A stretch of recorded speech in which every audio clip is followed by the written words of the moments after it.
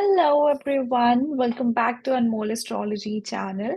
I hope you all are doing great. So today I just decided to put up a background, and you know what? Somehow I was aware about this feature in Zoom, but I never used that. So I thought, why not just try something new? Okay, so today's video is actually not is it's not going to be a very organized video, I would say, because I am here today speaking a few things about a few signs which, as per my research, have given me some, results which are way opposite or way different than what is said. Okay, you can call it misconceptions or you can call it something. I would call it a misconception, because for a misconception you just need to have a prediction, and it means that there is some opposition to that prediction. But rather, I am going to tell today about a few signs that I've observed, that they are said to be good signs, or there is all everything good about those signs, but actually they face a lot of bad effects, right?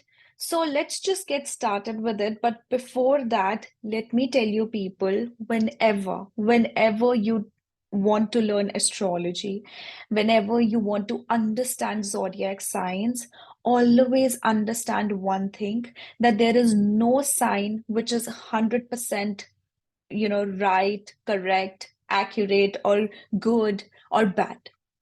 And there is no sign which has 100% negative effects. Like, for example, people, since it is said that Scorpio and Aquarius are the karmic signs, so it's not that 100% they are just wrong signs, or they just give bad or ill effects. Okay, they can even give good effects, and other signs which are said to be very good and very fruitful, they might give bad effects as well. So it's not extreme situations when it's about astrology. There's always something good and there's always something bad attached to it, right? So today we are going to talk about four signs in particular. I was actually thinking a lot about this video. I wanted to tell a lot of things about each and every sign, but then I thought, let's first make a video where I mention just a few signs, and then maybe I might go on with a series where we are going to discuss about all the signs. Like, we'll go in depth and we'll talk about the research, the practical predictions that actually people are experiencing right now with every each and every sign. But today we are going to talk about four signs in particular. So first sign is going to be the sign of Aries.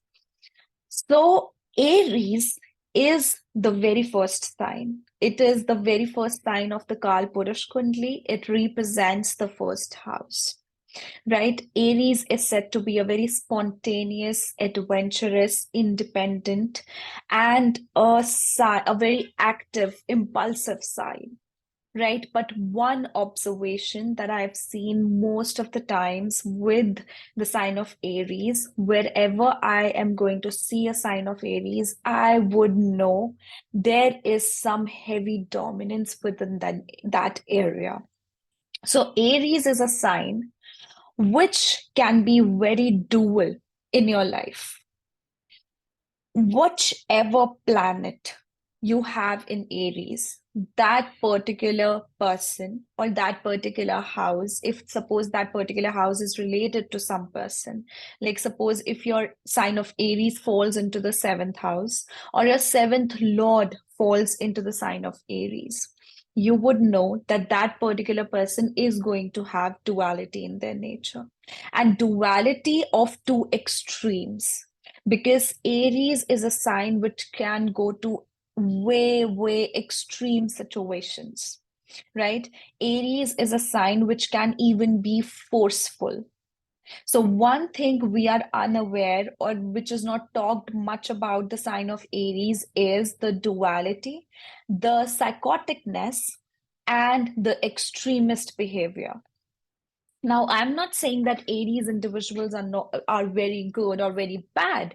This is not at all associated with anyone in particular. But those who have Aries ascendant or those who have Moon in Aries, they can even observe these things in them.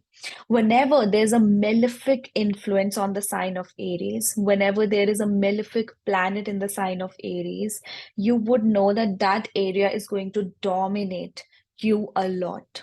For example, if you have, suppose, Sun exalted in the seventh house in Aries, you have Ketu in the sign of Aries in the seventh house, or you have Sun and Ketu combination, you have Mars and Ketu combination in the seventh house in Aries. You would know that your partner can be very forceful. Your partner can be very dominating. And the dominance of the sign of Aries is this way that they are like, I am the one. You have to listen to me. So you see those particular, whenever I think about this placement, I always remember those scenarios in my life when I used to watch Crime Patrol. If you guys live in India, you know there's a series, there's a serial that was on Crime Patrol, and it used to the shows, the every show was about some crime that has happened in India, and it is how the crime happened, who the culprit was, and why did they do so. So that is something I remember with this, because the sign of Aries can be far more dominating, right? It can give you forcefulness of also, and also you will see that there is a duality, a major duality with the sign of Aries. Aries people, and that only happens if this is heavily afflicted. If there is a very, there's much of affliction with the sign of Aries, only then you are going to see such effects. So suppose a person has Aries in the ninth house, and then they have Mars in the ninth house, and then it is getting aspected by Saturn or Ketu is sitting along with Mars. You would have a very dominant father who is going to make his choices forced upon you, right? So, whenever there's also a solution to this particular placement, the solution would be that whenever you have such a placement, you always execute that energy outwardly. Like, for example, suppose you have your Mars in the sign of Aries, you have your Ketu in the sign of Aries. It's very much necessary for you to involve into physical activities.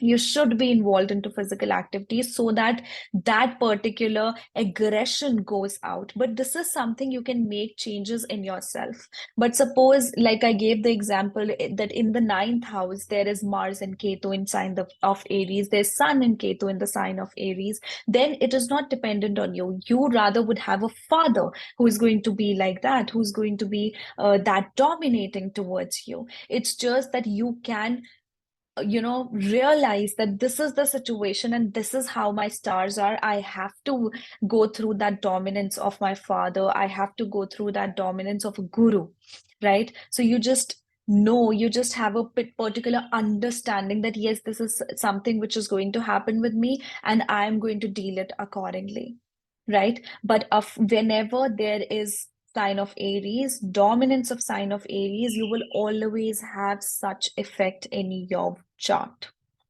Okay, now the second zodiac sign that we are going to talk about is the sign of Leo. So whenever Leo comes in to your mind, what would be your first thing that you want to talk about? Or you would think lavish lifestyle, spending on royal things, expensive things, luxury, pleasure, right? Dramatic arts, poem, they are so creative, so funny, so humorous people. They are very huge hearted people, and they always want to take along their family, their loved ones. But one thing you would see in the life of Leos, if there is dominance of the sign of Leo, like For example, you have moon in the sign of Leo, you have Leo ascendant, or you have Leo as, you have 2 to 3 planets in the sign of Leo, you have sun in the sign of Leo. One thing you're going to experience is problems with money, problems with debt. So whenever I see a person having especially Jupiter in the sign of Leo, or ascendant as a sign of Leo, or moon in the sign of Leo, first thing that comes out of my mouth is do not lend money to anyone and do not take money from anyone. Their life may be the best in their childhood or in their adolescence. They might have enjoyed a lot with, placement of Leo. Not everyone would. Please remember that. Most of the people having just Venus in the sign of Leo, having Moon in the sign of Leo, and if you ask them, have you enjoyed your life? They might say no, because that's the scenario of the whole of the chart. But if you have this placement, you definitely are going to struggle with money at least one point in your life. And that is a sort of pattern that you're going to see with Leos. They are, they do not know how to manage money. They are the worst managers of money. Because why? Why? Because this is sun. Sun just knows how to spend money. Sun doesn't knows how to, accumulate money, how to save money. Sun just knows that how I need to look royal and rich. So even though their capacity is of 20 rupees, they're going to spend 30. If their capacity is to help with 10 rupees, they're going to help with 20 rupees. So that's why every Leo person, and especially with Nakshatra of Magha, they do experience turmoils or fluctuations or one lowest point in their life, which is related to financial situation.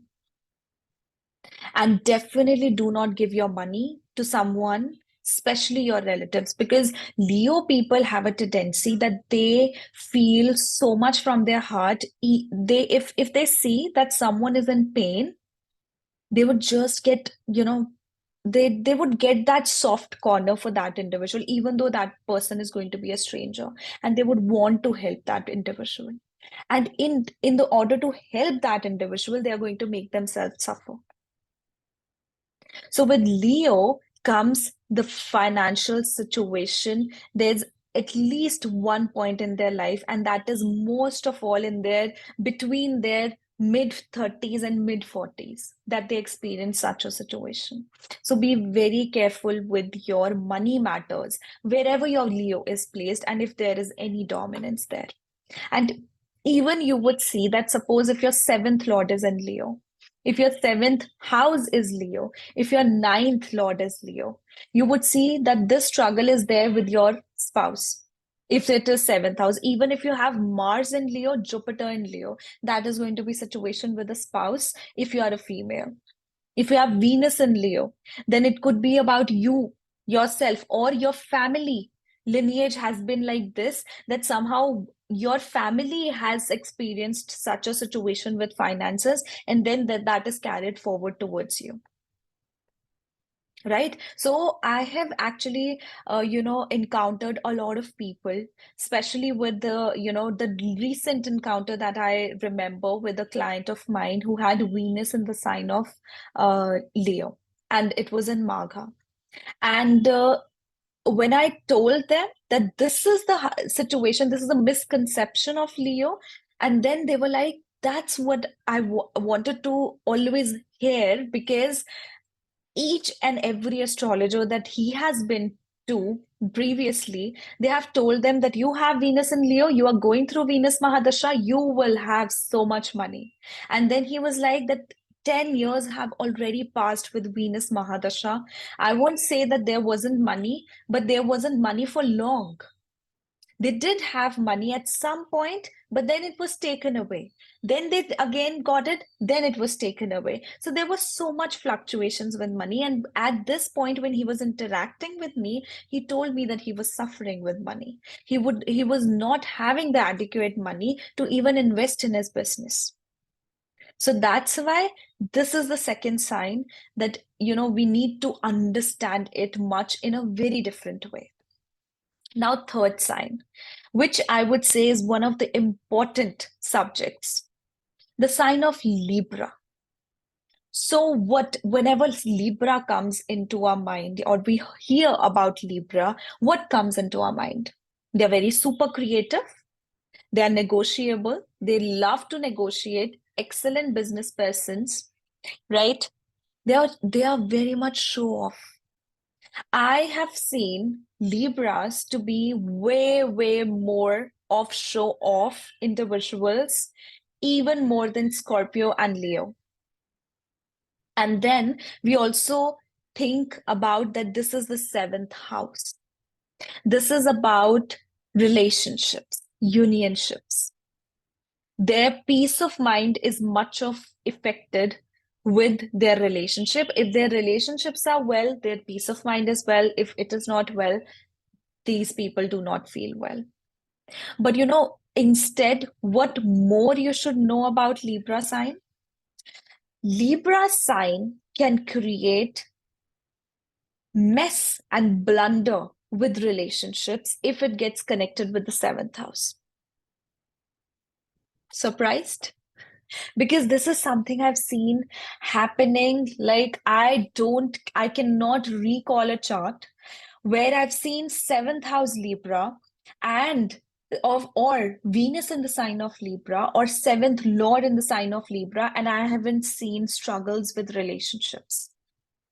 Do you know when you have seventh Lord in the sign of Libra, you actually encounter partner who are very dual in nature. Dual as in who are very kooky minded. One time they are going to behave differently, another time they are going to behave differently. They are dual personality. They have some sort of split personality. And this also happens with the sign of Aries. Libra is an air sign. So we know that they get influenced easily. They can go from here to there just by listening to something, by getting influenced. But Libra is also a sign which doesn't do well when it's about relationships. What are the nakshatras involved in Libra? It's Vishakha, it's Swati, it's Chitra. Three of these nakshatras are the heavier ones. There is some sort of different situations. See, with Vishakha, there's always a split. I'm not talking that everyone who has Vishakha Nakshatra is going to have split, is going to have split in their marriage or something like that. But Vishakha does show splitness. With Swati, again, problems with the mind. These people can act very psychotic. They can have one opinion and then they can behave differently. Suppose a Swati person is telling you something, but they are going to behave very differently when they are actually going to act upon that. Then there is Chitra Nakshatra. Chitra is about fierceness, about protection. And the Libra side of Chitra is like a combination of Venus and Mars. So definitely there's a lot of dominance within the marriage if your Libra gets involved with the seventh house. If there's affliction of the sign of Libra, if suppose there is Ketu in the sign of Libra, Mars in the sign of Libra, that is going to be a hell of a situation you're going to go through. And you know what? One thing I remember, like very recently, I encountered a client of mine who had seventh lord in the sign of Libra, and that was a conjunction of Moon and Venus. So their seventh lord, I think, that was Moon, and that was conjunct Venus in the sign of Libra, and they had the most troubled marriage. Why? Because the other person was behaving very dual. They didn't have a proper, they have a sort of identity crisis. And they just, by themselves, they just do not know what they want. That's why there is this problem. And always when you look towards Libra, Libra is actually the most imbalanced sign. That's why they're always trying to seek balance. And I'm not saying they are not about relationships. Definitely they are about relationships. But you know what? A Libra individual can move on far more easily than a Scorpio person, than even maybe another zodiac sign. Libra people are hypersexual. If there is, suppose, a combination of Mars and Venus in Libra, if there is Mars, Venus, Mercury in Libra, and again on top of it, Mars, Mercury, Venus, and Moon in Libra, hypersexual, even bisexual people. That's why they get out, if they get out of one relationship, they're going to jump on another. They might not even feel, they won't feel traumatized with the previous one, or they might not even feel that breakup blues for a longer period of time.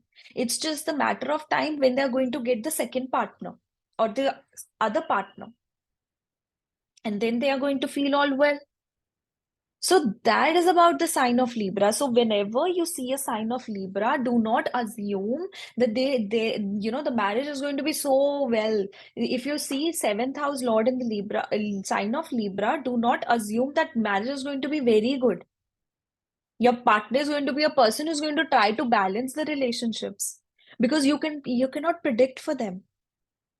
You may predict that they are going to see. I'm not saying that they are not going to try to balance the relationship. They will try to balance the relationship. But at the other end, you would also see the different side of them. So it's very hard to guess that which is their actually the most used personality, or most seen personality, because they can change their views. Right? So Libra is not always about relationships. Okay, it's not always about balancing relationships, but yes, in with every step of their life, with every relationship of their life, they learn to balance. It's like a learning process for them, for a lifelong matter, right? Now, the last sign I wanted to discuss is the sign of Sagittarius. Now, what is Sagittarius said to be? It is the sign ruled by Jupiter. It is the Mool Trikon sign of Jupiter. It's the natural ninth house, the house of fortune, right? And surprisingly, you would see that these are the people who are not always fortunate. So that's a statement that we are going to fight today. You would see people with Sagittarius ascendants would have so many problems in their life. The problem might not be with them or within their life, but it could be in their surroundings. And one major problem that they face is the problem with finances. And Sagittariuses are going to be the people who would find the hardest time to settle early with their career. They would, even if they want to settle early with their career, suppose you see a Sagittarius and they might have started working at a very young age, and suppose 21, 22, and even before that, the process wouldn't have been easy for them. These people are fortunate, they are fortunate in the ways that they, you know, things just come easily to them, and nothing in their life gets nothing gets in between of their process. Like suppose if they want to go if they suppose want to study, go for higher study, they are going to go for it. If they are going to get married, they are going to get married. But there is always going to be like a dark, deep hole within their heart, which knows that everything that seemed to happen very easily was not that easy. I've seen since the, Sagittarius is the ninth house, then we say that these people will travel overseas, they will travel to longer distances, they are going to learn so much, so they are going to be highly educated. But I've seen Sagittarius people to actually experience most of the problems with traveling. Their travel doesn't come easily. It comes, suppose they are deciding to travel this year for studies. They might not be able to do so. It will take 1 year, 2 year, lots of delays, many things. Something or the other is coming up, and then the travel is happening. So this is something you would see with Sagittarius is that they are not that fortunate that is said that they are. Another thing you would see, wherever the sign of Sagittarius falls, that house would be distorted. And that is the house from which you're going to get most of the lessons. For example, for Scorpio individuals, if these people have, they have Sagittarius in the second house. Suppose they have Jupiter in the second house in Sagittarius. They have Moon in the second house in Sagittarius, or both Moon and Jupiter in the sign of Sagittarius. These people would be very close to the family. They would love the family, but they would always have some sort of distorted situation within the family. Mars in the second house in the sign of Sagittarius. Suppose in the nakshatra of Mula. They have had the hardest time with their family. There's always some sort of, you can call it as a warlike situation, or what do we call it? Kalesh, wherever there is a sign of Sagittarius. Because what is Sagittarius about? It is about higher lessons, life learning lessons. You get lessons which you're going to remember for whole of your life. And why Sagittarius people are philosophers, why they keep on advising, why they advise so nicely. They advise always on the basis of what they have experienced in life. So they have experience, they go through different experiences in their life. They go through actually maximum amount of experiences in their life from which they learn, and then they advise people accordingly, according to their personal experience. You'll always see Sagittarius people talking about their personal experience and advising you accordingly with that. That's why they are excellent communicators, they are excellent philosophers. With Sagittarius, maximum number of times when there's second house, second lord in Sagittarius, I've seen distorted families. Fourth lord in Sagittarius, home environment is disturbed. Why? If the reason you want to know why, then look into the nakshatras. What are the nakshatras there? Mula, Purvashar, Uttarashar. Three most fierce nakshatras. Three nakshatras which actually declare war. So that is why life is not easy for the sign of Sagittarius. So it's actually high time for us to understand what is the truth of astrology, because if we keep on, just revisiting what was written so many years ago, we might not make good predictions. We might not make the right predictions, right? So that is what I wanted to communicate today about. You can call it as misconceptions about the signs. You can call it some, negative traits of signs, or you can call it anything. But this was something I wanted to discuss, not as a part of, predictions, but as a part of making you people learn that there is always a darker side and a brighter side to each and every zodiac sign. And you know what? I would love to know from you guys if you guys want me to start with a series of each and every sign and just, without an organized information, just talk about that sign for good 20 minutes. Just if you want me to do so, just comment below. Okay. So thank you so much, guys. If you guys are new to my channel, don't forget to subscribe, like, comment, and share. And if you guys would like to have your personal readings, just check out the link below, www.anmollastrology.com. And under the reading section, you can book a personal reading for yourself. Under unique reading section, you can book a unique reading for yourself. And right now, I'm also starting with the batch for Vedic Astrology Foundational course. This is basically a course which is going to, tell you all of these things, which I discussed. I'm going to make you learn astrology this way, the practical way with by which you're not going to go into ratification, like if moon is in the first house, what are going to be the implications? Rather, you yourself will understand that when comes into the first house, it is invisibly in the sign of Aries, then how it is going to react. So by this course, you'll be able to actually understand how the astrology is formed, rather than just learning you know, um, each and every sorry, so I was receiving a call. Sorry, each and every prediction. Okay, so if you are interested, you can drop me an email at contact.asastrology@gmail.com. Okay, and I shall share the information with you people. Now, see you in the next video. Bye bye. Take care.